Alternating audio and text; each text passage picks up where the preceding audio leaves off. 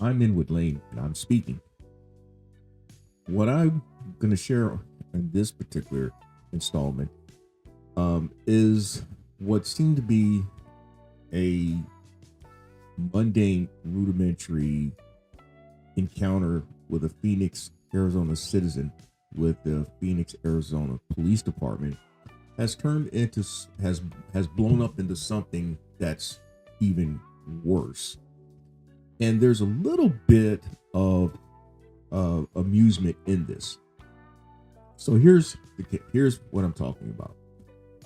William Kitchen, on the night of February 6, 2024, had in effect jaywalked across a busy thoroughfare en route to going to a bus stop in which he would be going home.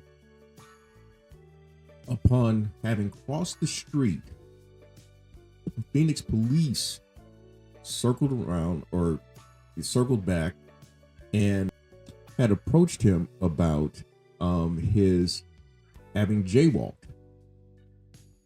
They say that they were in the midst of a major operation along that street in which there was another black male that had been that was in custody at that time in an unrelated incident.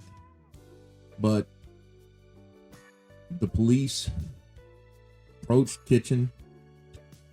They detained him, in which they searched his belongings and asked for his ID and all.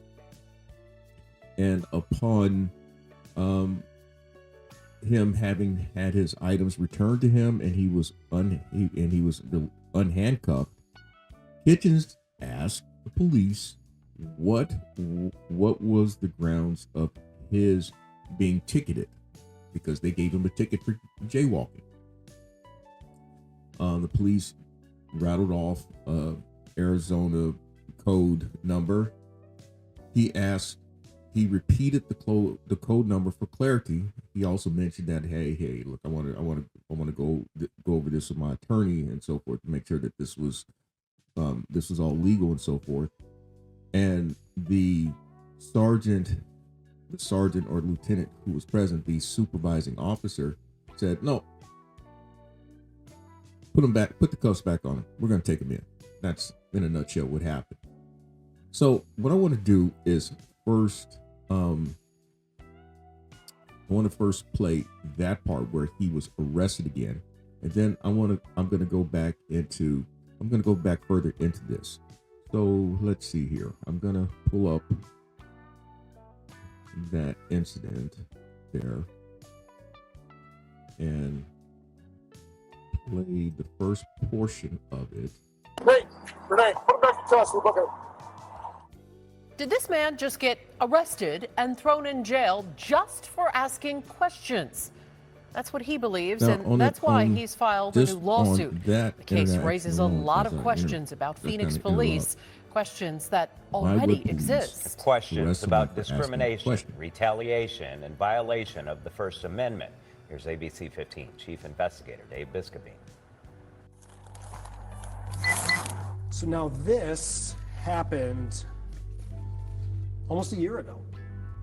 Yep. February 6, 24, is that right? Yes, sir. And what happened that day? All right. So now, in putting together this, I was thinking of some comedy character by David Chappelle, and maybe in part there is a little bit of comedy to pull out of this, though. But at the same time, you'll see exactly where I'm going with this, and I hope folk are still checking this out. Now, William Kitchen is suing the police because they racially profiled him. They violated his Fourth Amendment right about unlawful search and seizure and arrest. They violated his 14th Amendment about unfair due process, and then violated his First Amendment rights for free speech. In short, one of the terms that's often brought up in the Fourth Amendment case is there was no reasonable articulable suspicion for his arrest. And William Kitchen said that it didn't need to have happened. So what I'm going to do again first is cue up to him asking the police.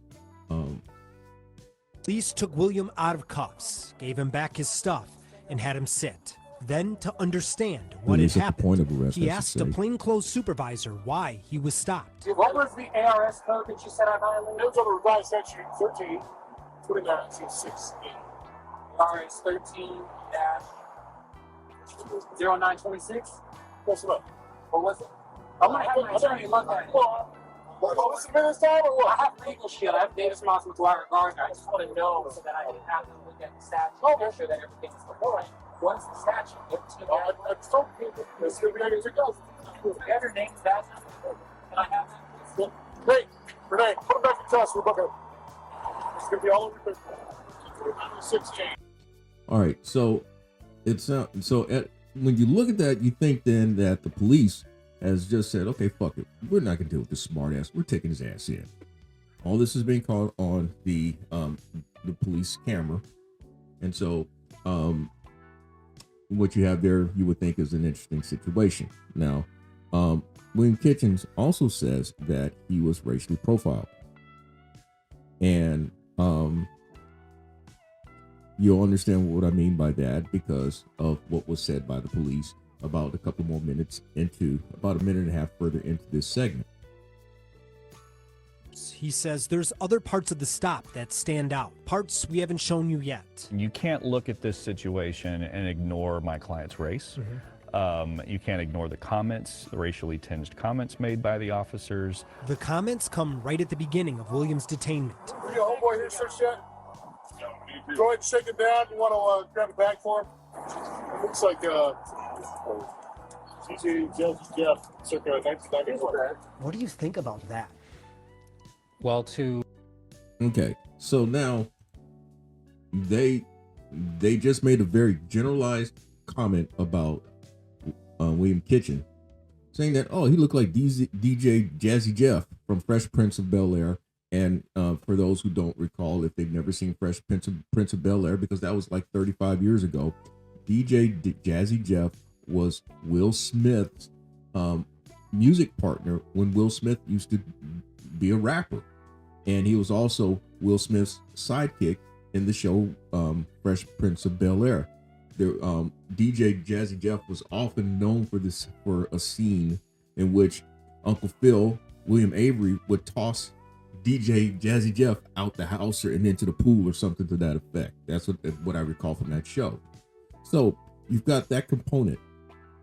Also, if you look at the what's also accused by William Kitchen was that he was not the only one in which they made some type of racial profiling reference to. Let's see here. I'm pulling this up because this is a part of his report that's made public. Okay.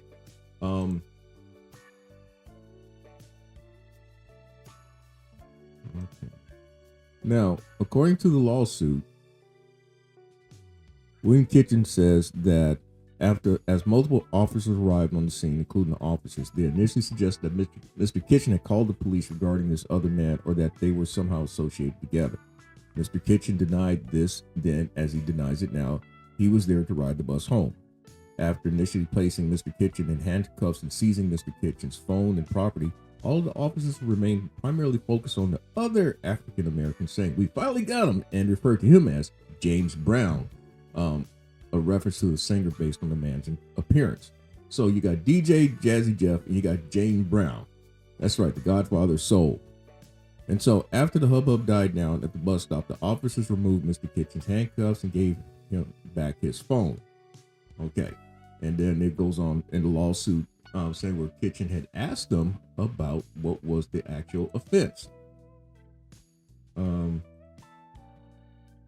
So now we move forward with all this.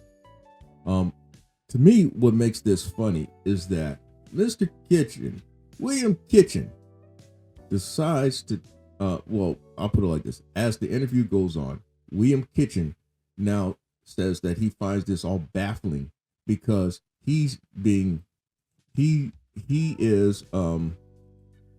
finds it all baffling because of what had happened, and he does have reason to find it baffling that he's being arrested for, at least at the face of things, asking a question.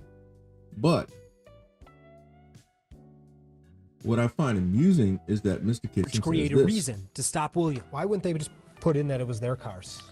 I think it's to hide the fact that they had no real reasonable grounds for putting my client in handcuffs and taking him to jail. The end of this blurry body camera footage also reveals a unique twist in this case. William is not anti-police, someone out waiting and looking to sue.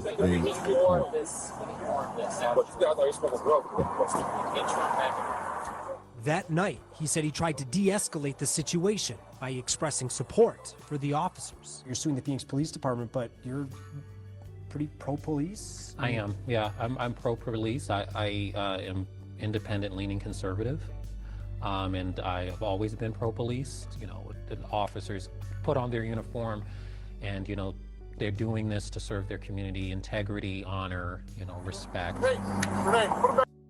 All right, so this is the funny part for me. That's the funny part. I know that I spent about almost 10 minutes to get to the punchline of all this stuff. William Kitchen claims that he is an independent, conservative-leaning citizen who voiced his support for the orange felon liar, saying, "Hey, you guys, you gotta understand that I'm one of you people. I actually back the police. I like what you guys are doing. I want people illegal immigrants to be sent back across to where they belong. That's right. Do your job. I like what you're doing." But guess what? Out of all that, when it's all said and done, he's still seen as, guess what? A nigger. He's seen as just yet another nigger. And that we're going to show you, nigger, we're going to show you your place in society. That's right. Yeah. So to me, William Kitchen, while he may have a case about the violation of his First Amendment right, his Fourth Amendment right, and his 14th Amendment rights, but he was treated like just any other black person. It could have been me. That's right.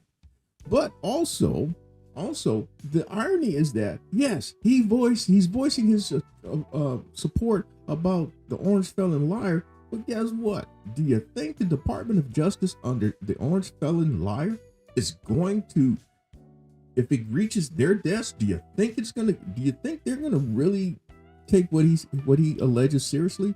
I don't think so. In fact, this is some notes that I had taken down about that. As we know, the Department of Justice is in shambles as it is because of all the firings and resignations and all. And even with his apologist Kash Patel being barely confirmed as FBI director, the main thrust of it's obvious to me based on the propaganda and manifesto of Project 2025. These people are on a retribution campaign, a seriously ideological retribution campaign, and then you have the orange felon liar with his personal retribution against the entire fucking country, the entire fucking system of this country. Let's look at some facts. He pardoned all the individuals that were convicted of acts of treason and sedition and insurrection from January 6, 2021. Also in the news, he has a deal that's in place for indicted New York City Mayor Eric Adams that the Department of Justice dismissed his case. It hasn't been dismissed yet, but it's a blatant act of corruption in that his case will be dismissed if Adams go along with their immigration policy in the city of New York.